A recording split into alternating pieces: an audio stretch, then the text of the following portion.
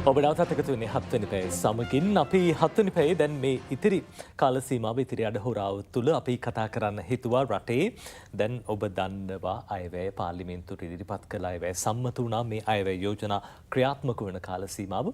ඒ අතරිනුත් විශේෂයෙන්ම දැන් අධ්‍යාපනයේට වැඩි ඉඩකඩක් මෙවර අයවැයෙන් වෙන් කරලා තියෙනවා සහ අධ්‍යාපන ක්ෂේත්‍රයේ වියදම් වෙනුවෙන් සහ පහසුකම් වෙනුවෙන් අති දැවැන්ත මුදල් ප්‍රමාණයක් වෙන් කරන්නට මෙවර අයවැයෙන් කටයුතු කරලා තියෙනවා. මේ නිසාම අපේ රටේ අධ්‍යාපනයට අයවැයෙන් කොයි වගේ දායකත්වයක්ද ලැබෙන්නේ පිළිබඳව අපි කතා කරන්න හිතුවා. ඒ වෙනුවෙන් විශේෂිතම සහ සුදුසුම චරිතයකට අපි ආරාධනා කළා 17 වෙනි පැය මැදිරියට. එතුමන් නියෝජනය කරන්නේ කොළඹ විශ්වවිද්‍යාලයේ මේ කොළඹ විශ්වවිද්‍යාලයේ ජ්‍යෙෂ්ඨ කතිකාචාර්ය ආචාර්ය විජයන්ත උක්කත මහත්මයා සුබ දැසනක් ඔබතුමාට. හොඳයි විජයන්ත මහත්මයා දැන් ඔබතුමන්ගේ විශේෂ ක්ෂේත්‍රය ආර්ථික විද්‍යාව මේ දේශපාලන විද්‍යාව මේ පරිසරයත් එක්ක විශේෂම දේශපාලන ක්ෂේත්‍රය ගත්තාමත් අපි දන්නවා දැන් අධ්‍යාපනය නොලබපු බොහෝ පිරිසුත් දේශපාලනඥ විදිහට කටයුතු කළා. මේ සියල්ලත් එක්කම දැන් අධ්‍යාපනය කියන දේ විශේෂිත දෙයක්. අපේ රටේ පුංචි දරුවගේ ඉඳන් වැඩිමහල්ල වෙනකම්ම මැරෙනකම්ම අධ්‍යාපනය ලබනවා සහ ඕනෑම අම්මා කෙනෙක්ගේ තාත්තා කෙනෙක්ගේ බලාපොරොත්තුව තමන්ගේ දරුවට උසස් අධ්‍යාපනයක් ලබා දෙන්න. සුවිශේෂී තැනකට යොමු කරන්න මේ අධ්‍යාපනය හේතු වෙනවා. මේ නිසාම කාලෙකින් ඉඳන් ඉල්ලුවනේ මේ අයවැයෙන් 106ක් වෙන් කරන්න ඕනේ දල ජාතික මේ නිෂ්පාදිතයෙන් මේ අධ්‍යාපනය වෙනුවෙන් වියදම් කරන්න ඕනේ කියලා 106ක්. හැබැයි ඒ ඉල්ලීම ඉටුුනේ නැහැ. නමුත් දැන් මෙවර අයවැයෙන් වැඩි මුදලක් වෙන් කරලා තියෙනවා සහ විශේෂයෙන්ම මෙවර අයවැය විශේෂය අධ්‍යාපනය වෙනුවෙන් වැඩි අවධානයක් යොමු කරලා තියෙනවා. මේ තැන ඉඳගෙන විශේෂයෙන්ම ඔබතුමන් දැන් එක් පැත්තකින් විශ්වවිද්‍යාල මේ ජ්‍යෙෂ්ඨ කතිකාචාර්යවරයෙක් ආචාර්යවරයෙක් කොහොමද මේ දේ දකින්නේ? අධ්‍යාපනයේ පැත්තෙන් ගත්තොත් අයවැයෙන් මොන වගේ දේවල්ද මෙවර ඉදිරිපත් වෙලා තියෙන සාධනීය යෝජනාව? විශේෂයෙන්ම අධ්‍යාපනය ගැන කතා කරනකොට ලෝකයේ සංවර්ධනය නැත්නම් මිනිස්සුන්ගේ ප්‍රගමනය රටක අනාගතය පිළිබඳව තීරණය කරන ප්‍රධාන නිර්ණායකයක් තමයි අධ්‍යාපනය කියන්නේ. ඒ නිසා ප්‍රජාවක් නැත්නම් පුරවැසියෙක් අධ්‍යාපනයෙන් සවිඥානය කරනවා කියන එක තමයි රටේ ආයෝජනය. නැත්නම් අනාගතයට කරන ලොකුම දායාදය. ඉතින් ඒක ගැන මම හිතන්නේ ගත්තොත් එහෙම ලංකාවේ පාසු කියන්නේ ඉතිහාසයේ පුරාවට අධ්‍යාපනය කියන කාරණාවට විශේෂිත අනෙක් අවධානයක් යොමු වෙලා තිබුණේ නැහැ. අපි දන්නවා ලංකාවේ අධ්‍යාපනය තුළ රාජ්‍ය මැදිහත් වීමක් නිදහස් අධ්‍යාපනය අපිට තිබුණත් අධ්‍යාපන ශාස්ත්‍රයට ලොකු ප්‍රවණතාවයක් නැත්නම් අතගැසීමක් හුඟක් අය කරේ නැහැ. සමහර වෙලාවට මම දන්නේ ඇයි ඒකට එහෙම වෙන්න හේතුව කියන කාරණාව. මොකද අපි එක ගැටලු තිබුණා. යුද්ධය කියන කාරණාව, එහෙම නැත්නම් ආර්ථික ප්‍රශ්න, අපි තුන්වන ලෝකයේ රටක් කියන කාරණාව වගේ කාරණා තිබුණා. නමුත් සාපේක්ෂව ගත්තහම ලෝකයේ රටවල් සහ විශේෂයෙන්ම දකුණු ආසියාවේ රටවල් එක්ක අපි හිටියේ මාජින් එකේ අවසාන අධීරයේ තමයි මේ අධ්‍යාපනයට වෙන් කරන මුදල කියන කාරණාවත් එක ගත්තොත් තියෙන්නේ. ඉතින් මම හිතන්නේ අපි ගත්තොත් යුද්ධයෙන් පස්සේ උනත් හැමදාම මම හිතන්නේ 2016 වගේ වෙනකන් අපි හිටියේ මේ දකුණු ආසියාව අවසාන ලයින් එකේ නැත්නම් අවසාන රට විදියට. නමුත් මෙවර අයවැය තුල අධ්‍යාපනය ගැන යම් සාධනීය තත්වයක් මතුවලා තියෙනවා. හැබැයි ඒක රජයේ පොරොන්දුව වෙච්ච 106ම නෙවෙයි. නමුත් මම හිතන්නේ ඒකට අපිට මේක කාලය නෙවෙයි 106ක් එකවර වැඩි කරන එක. නමුත් ඒකට පාර කපා ගන්න මේක පාර කපා ගන්න සහ මේ වෙනකොට මේ යොදවා ඇති ප්‍රවණතාවයේ සැලකිය යුතු සාධනීය තත්ත්වයක්. ඒ නිසා විශේෂයෙන්ම මම හිතනවා පෙර කාලයන් එක්ක සංසන්දනය කිරීමේදී අධ්‍යාපනය කෙරෙහි මෙවර අයවැය යම්කිසි සාධනීය තත්ත්වයක පවතිනවා. ඒක 100% කෙනෙකුට සතුටු නොවෙන්න පුළුවන්. නමුත් මම හිතන්නේ අපි ඉන්න තත්ත්වය රට පවතින තත්ත්වයත් එක්ක මේ ගැන සැලකිල්ලක් දැක්වීම යම්කිසි අගය කර යුතු කාරණාවක් වෙනවා. දැන් ආචාර්ය විජයන්ත උක්කත මහතා දැන් එක් පැත්තකින් කෙනෙක්ට හිතෙන්න පුළුවන් සහ කියන්න පුළුවන් අධ්‍යාපනයේට වෙන් කරන මුදලමද මේ අධ්‍යාපනය නගා සිටවන්න තියෙන එකම ක්‍රමය කියන කාරණා. නැත්තම් මේක අපිට ගුණාත්මක පැත්තෙන් තව වැඩි දියුණු කරන්න බැයිද? දැන් ප්‍රමාණාත්මකව අපේ රටේ ගුරුවරු හිඟියකුත් තියෙනවා කියලා බොහෝ දෙනෙක් කියනවා. සහ විශේෂයෙන්ම විශ්වවිද්‍යාල පැත්තෙන් ගත්තොත් එහෙම සාමාන්‍යයෙන් අපොසුසස් පෙළ බොහෝ පිරිසක් අසමත් වෙනවා. මේ අයට විශ්වවිද්‍යාල වරම් අහිමි වෙනවා. ඇත්තටම අධ්‍යාපනය කියන්නේ සල්ලි විතරද? මේ හොඳ ප්‍රශ්නයක්. වියදම් කරන මුදල විතරද? ඒක වැදගත් ප්‍රශ්නයක්. විශේෂයෙන්ම අධ්‍යාපනයේ අපි මේ මුදලින් වෙන් කරන මුදල වගේම වැදගත් වෙනවා. මේ මුදල වෙන් කරන්නේ කුමක් සඳහාද කියන කාරණාව. විශේෂයෙන්ම අපි දැක්කොත් ගත්තොත් එහෙම මේ හුඟක් ව්‍යාපෘති සඳහා නැත්නම් අධ්‍යාපන සංවර්ධනය සඳහා අධ්‍යාපනයේ නැත්නම් නව විෂයමාලා හඳුන්වා දීම සඳහා පසුගිය කාලේ පුරාවට අපි විවිධ නැත්නම් ව්‍යාපෘති ව්‍යාපෘති වැඩසටහන් හරහා මේක ක්‍රියාත්මක කරන්න උත්සාහ කරා. නමුත් මම දකින කාරණාව තමයි ඒවා බොහෝ දේවල් අසාර්ථක මට්ටමින් පැවතුණා. ඒත් කොපමණ මුදලක් වියදම් කරත් වැඩක් නැහැ. ඒක ගුණාත්මක විදිහට පාවිච්චි වුණේ නැත්නම් ඒක හරි විදිහට සම්බන්ධ වුණේ නැත්නම් බොහෝ විට අපි දකිනවා මේක විවිධ පාසල් සංවර්ධන කටයුතු එහෙම නැත්නම් දේවල් වෙනවා. හැබැයි ඒක අර need base එක නැත්නම් අවශ්‍යතාවයටමද ඒ සේවල් කරන්නේ. එහෙම නැත්නම් ඒක සමහර විට ව්‍යාපෘතීන් පුද්ගල බද්ධ වෙච්ච දේවල්ද කියන කාරණාවන් සැලකිලිමත් වීම වැදගත් වෙනවා. මොකද ඒ නිසා නව රජයට නැත්නම් අලුත් මේ ප්‍රතිපත්ති තුළ මේ අධ්‍යාපනය කියන එක ආවට ගියාට කරන්න පුළුවන් කාරණාවක් නෙවෙයි. ඒකට හොඳ සැලසුමක් ක්‍රමවේදයක් එහෙම නැත්නම් ඒක පිළිබඳව හොඳ අධ්‍යයනයක් සිදු කරමින් තමයි මේ වැඩේ කරන්න ඕනේ. විශේෂයෙන්ම අපි දකිනවා අධ්‍යාපනය ගත්තාම මේක කොටස් කිහිපයකට දකිනවා. ඒ කියන්නේ ප්‍රාථමික අධ්‍යාපනය, ද්විතීයික සහ තෘතීයික අධ්‍යාපනයේ විදිහට අධ්‍යාපනය අපි වර්ග කරනවා. ඒ වගේම තමයි විධිමත් අධ්‍යාපනය, නොවිධිමත් අධ්‍යාපනය සහ අවිධිමත් අධ්‍යාපනයේ විදිහට මේක කොටස් කරනවා. ඒ විතරකුත් නෙවෙයි දැන් තෘතීයික අධ්‍යාපනය නැත්නම් උසස් අධ්‍යාපනය කියන කාරණාව ශාස්ත්‍රීය අධ්‍යාපනය ඊට අමතරව වෘත්තීය අධ්‍යාපනය සහ වොකේෂනල් එඩියුකේෂන් එක සිංහලට කියන්නේ වෘත්තීය හැබැයි මම කියන තාක්ෂණීය මික්ස් වෙච්ච අධ්‍යාපන ක්‍රමයක් කියන කාරණාව. නැත්නම් ප්‍රොෆෙෂනල් සහ වොකේෂනල් කියන එඩියුකේෂන් කියන කාරණා ගැන අවධානය යොමු කිරීම වැදගත්. උත මෙන්න මේ කියන සංකල්පයන් සමාජගත කිරීම වැදගත්. විශේෂයෙන්ම දැන් අපි හිතන්නේ උසස් අධ්‍යාපනය කියලා ගත්තේ හැටියම ශාස්ත්‍රීය නැත්නම් විශ්වවිද්‍යාල අධ්‍යාපනය කියන කාරණාව. නමුත් අපේ දැන් ලෝකයේ පවතින ලෝකයේ යන ට්‍රෙන්ඩ් එක නැත්නම් ලෝකයේ අවශ්‍යතාවයන් එක්ක සම වෙළඳපොළ වගේ ගත්තාම අපි කියන වොකේෂනල් එඩියුකේෂන් පැත්තත් අරහා සාපේක්ෂව සමාන සහ පිළිගැනීමකට ලක්විය යුතු ශාස්ත්‍රයක් විදිහට සඳහන් කරන්න පුළුවන්. හොඳ. අර ඔබතුමා මේ විශ්වවිද්‍යාල සහ වෘත්ති අධ්‍යාපනය ගැන කතා කරපු හින්දා මම අහන්න හිතුනේ දැන් බොහෝ වෙලාවට දැන් මේ ලෝකෙත් හරි වෙනස් වෙලා තාක්ෂණීය දියුණු වීමත් එක්කම සහ විශේෂයෙන්ම අර තියරි නැත්නම් සිද්ධාන්ත පැත්ත ටිකක් අඩු වෙලා දැන් ප්‍රායෝගික පැත්තට වැඩිපුර නැඹුරුවක් ඇවිල්ලා ලෝකෙම දැන් මේ සියල්ලත් එක්කම දැන් මෙවර අයවෙන් ලබා දීලා තියෙන ප්‍රතිපාදන මේ සියලු දේවල් ඔබතුමන් කොහොමද විශ්වාස කරන මේ දේවල් ප්‍රමාණවත්ද නැත්නම් මීට වැඩිය තව ටිකක් ලැබෙන්න ඕනද මේ යෝජනාවලින් පිළිබඳව ගත්තාම අයවේ පැත්තෙන් ගත්තොත් එහෙම ලැබෙන ප්‍රමාණය දැන් අපිට ඒක කියන්නේ ලබා දී ඇති ප්‍රමාණය ගැන කතා කරනවට වඩා ලබා දීලා තියෙන ප්‍රමාණය කොහොමද මේ සඳහා ආයෝජනය කරන්න කියන කාරණාව ගත්තොත් ඒකට මම හිතන්නේ හුඟක් ඵලදායී වේවි. මොකද මේ ප්‍රමාණය උනත් අපිට හරි විදිහට නැත්නම් අපි කියන විදිහට සැලසුම් සහගතව ක්‍රියාත්මක කළොත් අපිට මේක තුළ යම්කිසි ඉදිරි දැක්මකට මේක ගොඩනගා ගන්න හැකියාවක් තියෙවි. විශේෂයෙන්ම අපි ගත්තොත් එහෙම හුඟක් වෙලාවට අපි අර අධ්‍යාපනය කාලින් කාලට මේක රැල්ලක් වගේ. එහෙම නැත්නම් වෙනස් වෙන ස්වරූප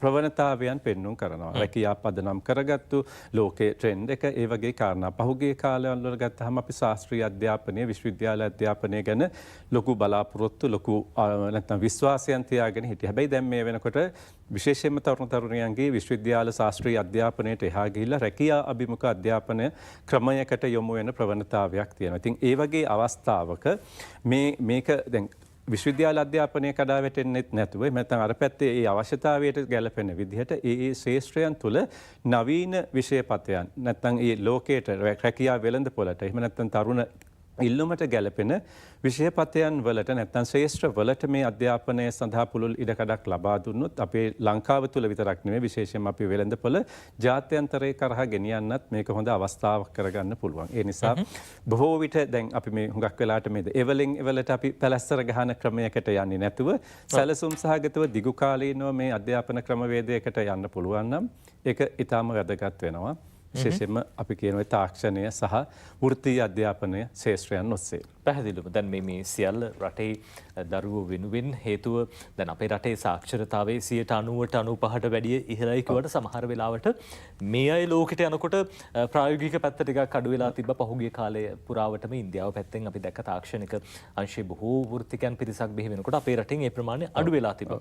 දැන් මේ සියල්ලත් එක්ක නව ප්‍රවණතා හඳුන ගන්න ඕනේ. දැන් මේ ආචාර්ය මේ විජයන්ත මහත්මයා මේ දැන් අපි විශ්වවිද්‍යාල පද්ධතිය ගත්තොත් එහෙම අපේ රටේ තියෙන ශිෂ්‍යයන්ට ප්‍රධානතම ගැටලුවක් බවට පත් වෙනවා. ඇතැම් වෙලාවට නේවාසිකාගාර ප්‍රශ්නත් බොහෝමයක් තියෙනවා. සහ විශේෂයෙන්ම විශ්වවිද්‍යාලවල ප්‍රමාණවත් ආචාර්ය මහාචාර්යවරු නැති එකක් දැන් ගැටලුවක්. හේතුව බොහෝ පිරිසක් විදේශගත වෙලානේ. දැන් මේ සම්බන්ධයෙන් විශේෂයෙන්ම අවධානයක් යොමු වෙන්න ඕනද විශ්වවිද්‍යාල ගත්තාම දැන් විවිධ ප්‍රශ්න සහ ගැටලු තියෙනවානේ. බොහෝ දෙනෙක් කතා කරන්නේ අර මේ විශ්වවිද්‍යාලෙන් පිට වෙලා රැකියාව විරහිත උපාධිධාරීන් පිළිබඳව සමාජයේ රාවයක් තියෙනවා. හැබැයි ඊට වැඩි එහාගේ ප්‍රශ්න ගණනාවක් තියෙනවා විශ්වවිද්‍යාල තුල. ඒ කාරණා දෙකම ඉතාමත්ම වැදගත්. විශේෂයෙන්ම රැකියාව විරහිත උපාධිධාරීන් ගැන අපි සඳහන් කළ යුතුයි. විශේෂයෙන් මොකද විශ්වවිද්‍යාලයේ සිසුන් බඳවා ගන්නේ යම්කිසි ක්‍රමවේදයකට. එතකොට ඒ සිසුන්ට යම්කිසි අධ්‍යාපනයක් ලබා දුන්නාම ඔවුන්ගේ මොකද විශ්වවිද්‍යාල අධ්‍යාපනය කියන්නේ රැකියාභිමුඛ අධ්‍යාපනයක් නෙවෙයි. ඒක ශාස්ත්‍රීය අධ්‍යාපනයක්. සමහර වෘත්තීය තියෙනවා රැකියාවලට යොමු කරන. නමුත් මේ කියන කාරණාව ගැන අපිට ඒ වුණත් අව탁සේරු කරන්න බෑ.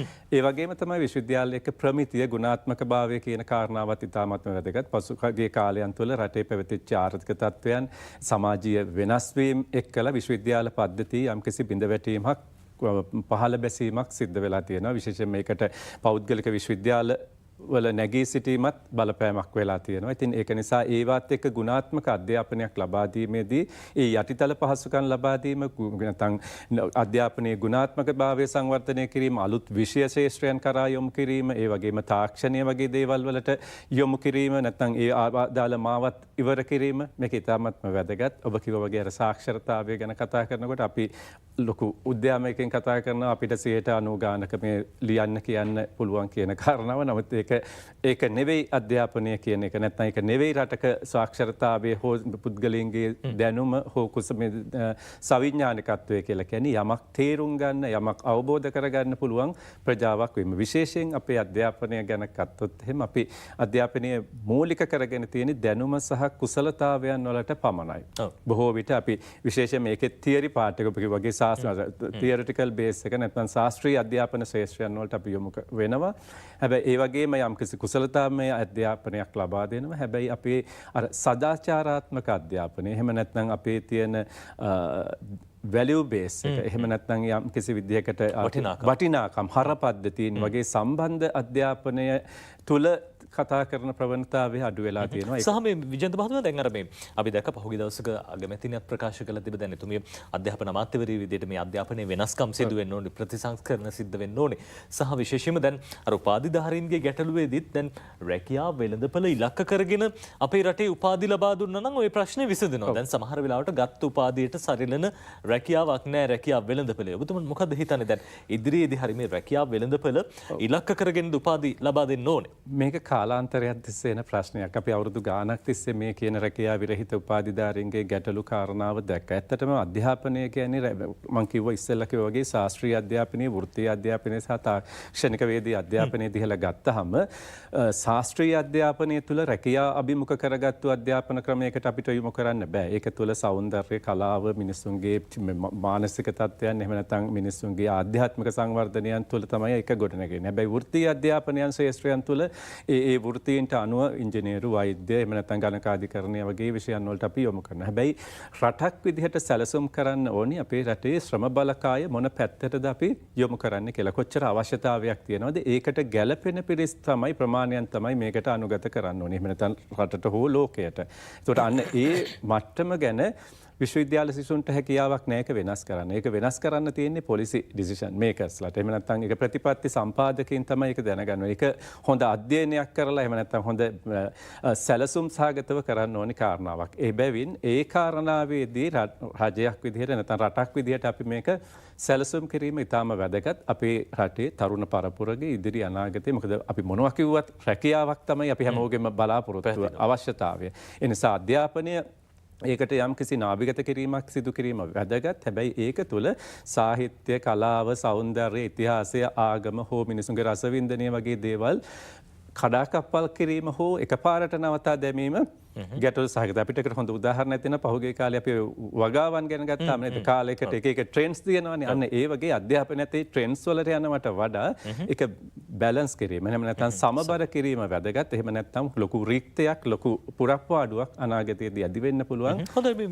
ආචාර්ය විජයන්ත මහත්මයා දැන් ඔබතුමන් විශ්වවිද්‍යාල ආචාර්යවරයෙක් හින්දා මම අහන්නේ දැන් අර ප්‍රවණතාව ගැන කතා කළා අලුත් ට්‍රෙන්ඩ්ස් ගැන. දැන් අපි ප්‍රවණතාවක් විදිහට දකින දෙයක් විශ්වවිද්‍යාලයට ඇතුළත් වෙන සිසුන් සමහර පිරිසක් අර උපාධිය සම්පූර්ණ කරන නැතුව හැර යාමේ ප්‍රවණතාවක් තියෙනවා කියලා බොහෝ දෙනෙක් කියනවා. නැත්නම් වෙලාවට විදේශගත වෙන්න නැත්නම් වෙනත් සුදුසු රැකියාවකට නැත්නම් ව්‍යවසායකයෙක් බවට පත් වෙන්න. මොකද්ද මේ ට්‍රෙන්ඩ් එක දැන් මෙවැනි දේවල් හොඳද?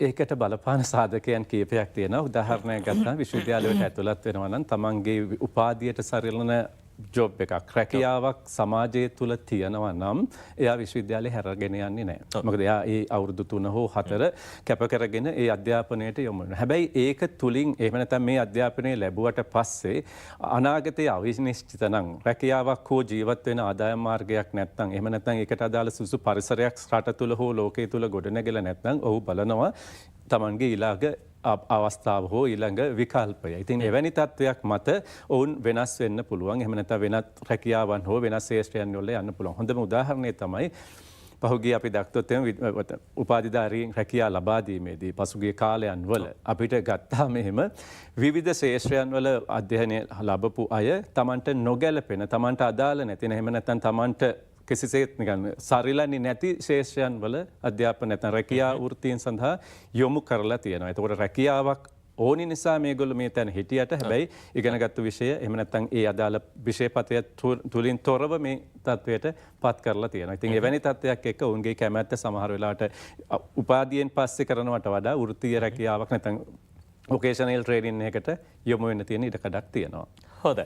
අපි බොහෝ දේවල් කතා කළා විශේෂයෙන්ම මෙවර අයවැයෙන් අධ්‍යාපනයට ප්‍රමුඛතාවක් ලබා දෙන්නට කටයුතු කරලා තියෙනවා. ඉතින් ඒ නිසාම අපි හිතුවේ පිළිබඳව කතා කරන්න මේ විශ්වවිද්‍යාල ආචාර්ය මහාචාර්යවරුන් අතර අපි පිළිබඳව සංවාදයක් ඇති කරන අතරදී පිළිබඳව සුදුසු ප්‍රාමාණික ධර්ම තියෙන විද්වත් එක්ක සහභාගී කරව ගන්න 7 වෙනි පැයට බොහොම ස්තුතියි. අපිත් එක්ක එකතු වුණාට දවසේ අපිත් එක්ක එකතු වුණේ කොළඹ විශ්වවිද්‍යාලය නියෝජනය කරමින් එහි දේශපාලන විද්‍යාව සම්බන්ධ ආචාර්ය විජයන්ත උක්කත් මහත්මයා. අපි තවත් දවසක මුණ ගැහෙමු, කතා කරමු සහ විශේෂයෙන්ම රටේ අනාගතය වෙනුවෙන් අයවැය ඇතුළු යෝජනා වලින් කොයි ආකාරයෙන්ද නියමාකාරයෙන් ප්‍රයෝජනයට ගන්න මේ පිළිබඳ සංවාදයක් ඇති විය යුතුයි.